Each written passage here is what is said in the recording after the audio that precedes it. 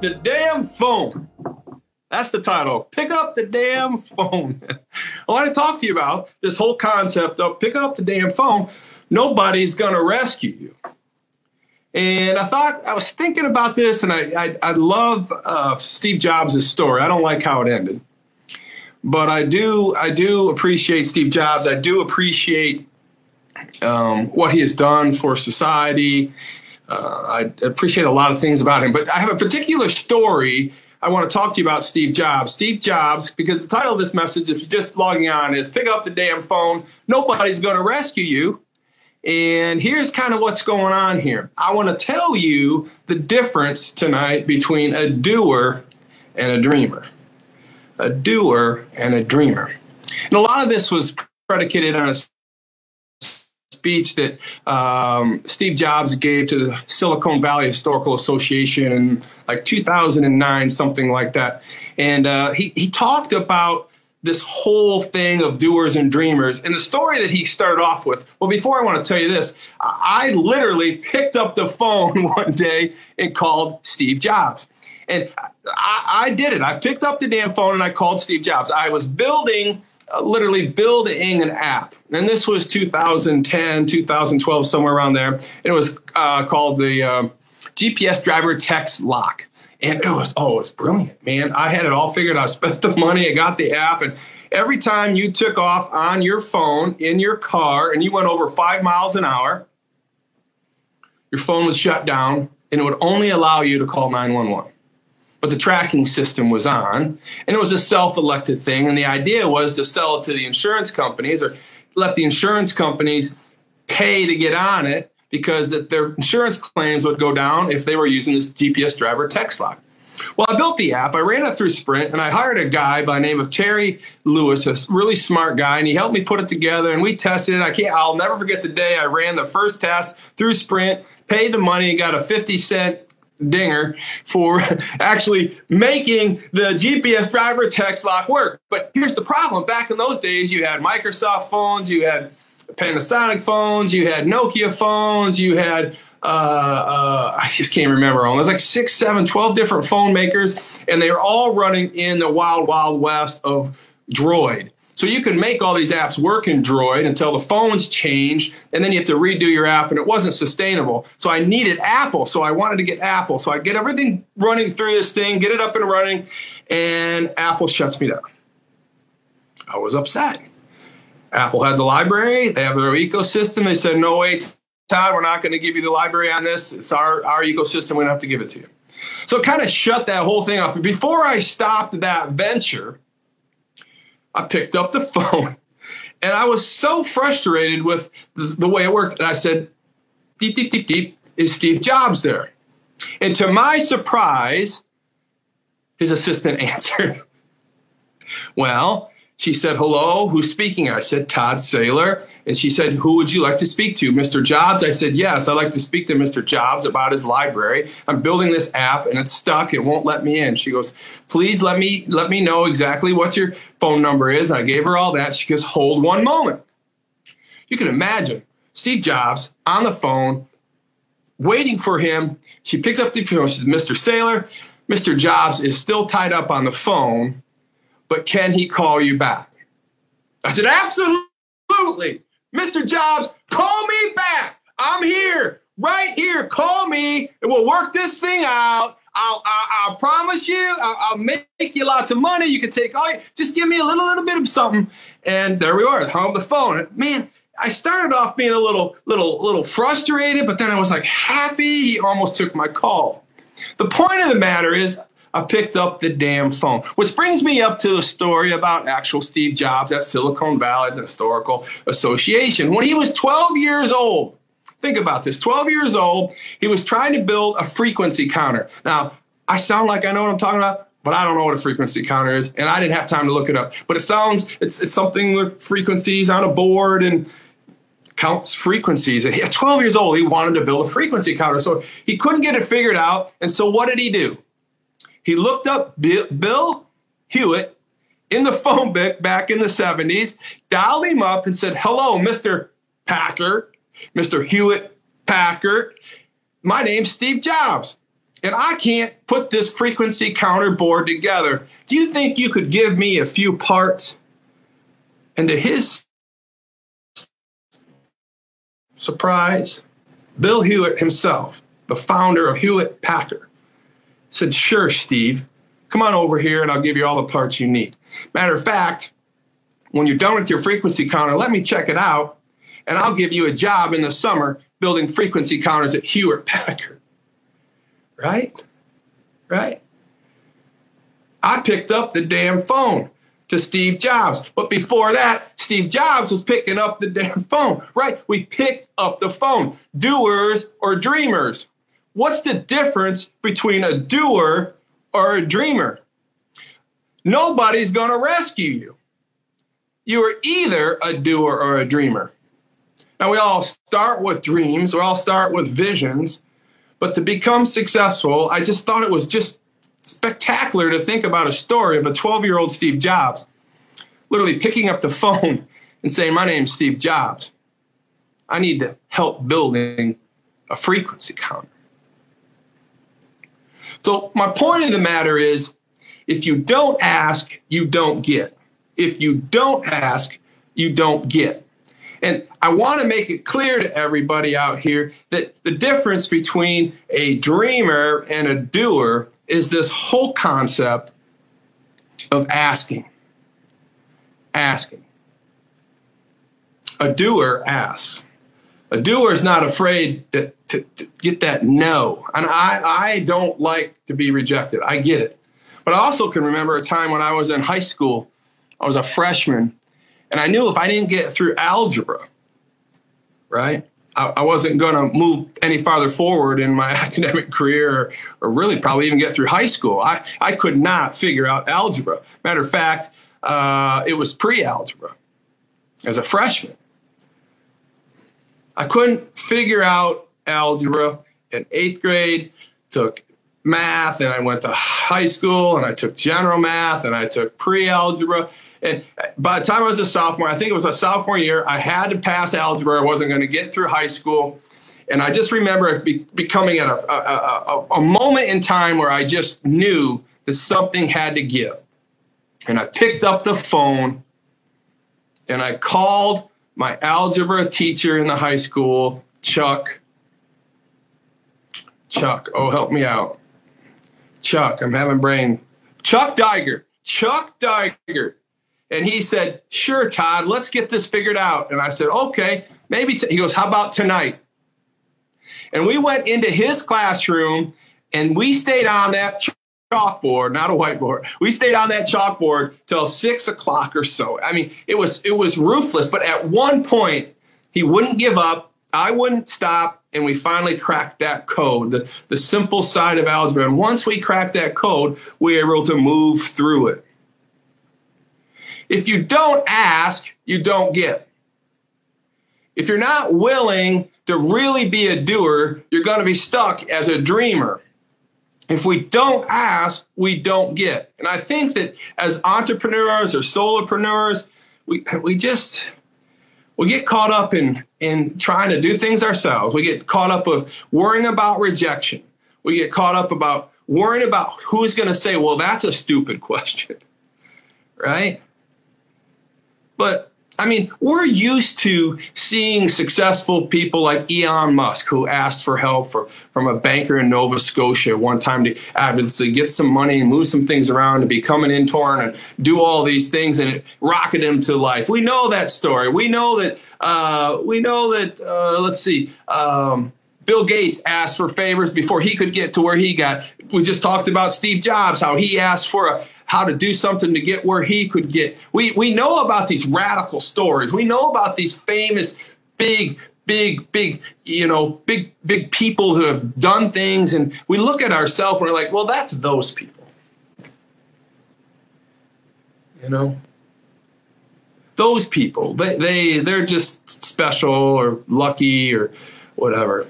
But the point of it is, they knew what they wanted, and they knew that they needed to ask for it. And I really want to challenge you today to ask. You don't get if you don't ask. But let's think about people that actually have got it done and are regular people. Like people who are around you that are getting things done. Can you think about a few people? Just for a second. Think about your church. Think about your workplace. Think about your family. Who are these people getting it done? How are they getting it done? How is a recovering heroin addict build a Fortune 500 company and become a mega millionaire holding a pillow on late night TV? How does the guy down the road who recovered from alcohol and was in a halfway house most of his 20s own a construction company? How does a woman who has been abused that you know just in your church, who's recovered and has children, how does she become a successful solopreneur? How do they do it? You know? I'm also reminded of a nice older lady in her like 78, 79, and she was on a brisk walk with her community one day, and they did community walks. I read this story, and she was almost 80, and they got through the walk, and they all kind of timed themselves and this or that. And it was a fun, frolicking thing. And at the end of it, she met a man, and this man said hi, and she said hi, and it was no big deal. That's what old people do. But a week later, she went back to the supervisor and said, who finished this race around 62 minutes and had a Dutch name? Oh, that's Swan. I don't know what the name was. Can I have his phone number? She calls him. They get married at the age of 78, 79 years old. That's a doer. I mean, these are regular things that are getting done. These are doers. These are people who are doing things to get things done. I think about a guy also at IMG. I was just over at IMG the other day. We're working our WDEX event. We're going to be training business people, entrepreneurs, solopreneurs, and he's a wonderful young man, and he greets me at the door every time I get there, and we high five. We're having a good time, and one day I was leaving, and he goes, Mr. Saylor, I just got to talk to you. And I said, what's up? And he said, you wrote that book, right? And of course, I'm happy. And I was afraid he was going to say another book name. I go, yeah, I wrote that book. Which one? He said, Wire Differently. I said, yeah. I wrote that book. So anyways, he gets to talking to me, and he's not even 19, 20 years old, maybe. He said, I just want you to know I'm writing a book. I said, really? That's amazing. And he said, I just want you to know also that I really think it's cool what you're doing and all that's going on. He says, I want you to be a testimonial in my book. When I'm done, I want you to write a testimonial, if not the foreword in my book. Would you do that for me, Mr. Saylor? Well, yeah, I'll do that for you. He said, thank you very much. And he went back to carrying luggage and doing the things he was doing at IMG. And the point of the matter is, he's not a dreamer. He's a doer. He wasn't afraid to ask. He wasn't afraid to pick up the damn phone. He wasn't afraid to go out there and initiate contact. You see, Steve Jobs said, most people never pick up the phone. Most people never call and ask, and that's just what separates sometimes the people who do things from those who just dream about them. You got to act. You got to be willing to fail. You got to be willing to crash and burn with people on the phone or starting a company. If you're afraid to fail, you won't get very far. And I know these are rudimentary things, but I think a lot of us are stuck.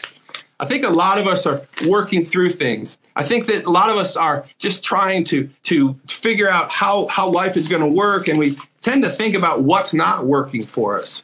We tend to think about why the pandemic is slowing us down, or why the pandemic is doing what it's doing, or even if it's not the pandemic, we focus on why we drew the short straw or the lot in life. And I just want to encourage all of you that flip the way we're thinking.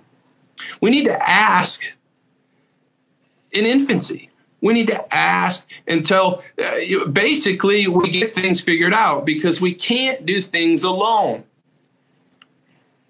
No one's going to rescue you. How many beggars or homeless people do you drive by every day? I know if you're in Angola, Indiana, probably not very many. But here in Florida, I must drive by 10 a day.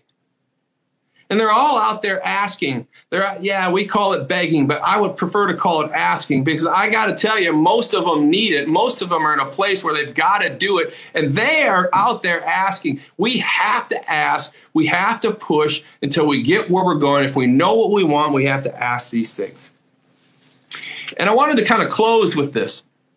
Steve Jobs said in his closing remark to the Silicon Valley Historical Association, he said this. He said, after all these things, after me telling people what I want and me asking for help, I'm encouraging you to do those things. I've always found something to be very true. Steve Jobs is saying this. He's saying this. I've always found something to be very true. Reading it right off his quote. I've always found something to be very true, which is most people don't get those experiences because they never ask, right? The joy or the fulfillment or crossing the finish line or getting somewhere. I've always found this to be very true, which is most people don't get those experiences because they never ask. Jobs continued to say, I've never found anybody that didn't want to help me if I'd asked them for help. So, I think the key word is want. Who have you asked for help in your dream? And I would dare ask you this. How many of those people didn't want to help you? I'm sure there'll be some out there if you ask the haters in this world or the curmudgeon people who don't, for some reason, want to see you successful. I don't know, maybe something back in the day, or just some people are wired that way. But most people, if not all people, want to help. Want to help.